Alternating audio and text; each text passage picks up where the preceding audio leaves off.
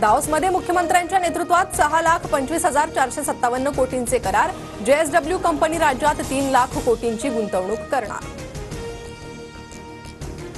वादाच्या पार्श्वभूमीवर नाशिक रायगडच्या पालकमंत्री पदाचा तिढा काही दिवस कायम राहण्याची चिन्ह. शिवसेना आणि राष्ट्रवादीकडून दबावाचं राजकारण सुरू. बीडच्या मांजरसुंबामध्ये ज्योती जाधवच्या नावे 9 एकर जमीन. सुरेश धस यांचा दावा, तर शेतकऱ्यांच्या जमिनीतील मुरुम उपसा करून स्वतःच्या जमिनीचा विकास केल्याचा शेतकऱ्याचा आरोप. विष्णू साठेला जेलमध्ये पोलिसांकडून स्पेशल ट्रीटमेंट. साठेसारख्या गुन्हेगाराला जेलची चॉईस का? दमानी यांचा सवाल.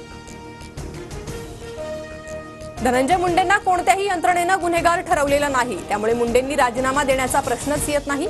दिलीप वळसे पाटील यांची प्रतिक्रिया. बीडमधील हत्या प्रकरणी वाल्मिक कराडला आज बीड कोर्टात हजर करणार. बीड हत्या प्रकरणात वाल्मिक कराडवर मकोका. संतोष देशमुख हत्या प्रकरणी पंढरपूरमध्ये आज जनआक्रोश मोर्चा, तर सांगलीत सकल मराठा समाजाकडून आज 1 दिवसीय धरणे आंदोलन. यंदा अर्थसंकल्पात कठोर निर्णय घ्यावे लागतील. गतवर्ष निवडणुकीचे असल्यानं काही सवलती दिल्या. पुढील 5 वर्ष आर्थिक शिस्त पाळावी लागेल. अजित पवारांचं वक्तव्य. बेकायदेशीरपणे मुंबईत राहणाऱ्या बांगलादेशींना बाहेर काढा. मिलिंद देवरा यांची पत्रातून मुख्यमंत्री फडणवीसांकडे मागणी. राजन साळवींच्या मुलाच्या व्यावसायिक भागीदाराची आज एसीबी चौकशी. दिनकर सावंत आज रत्नागिरीतील एसीबी कार्यालयात हजर राहणार.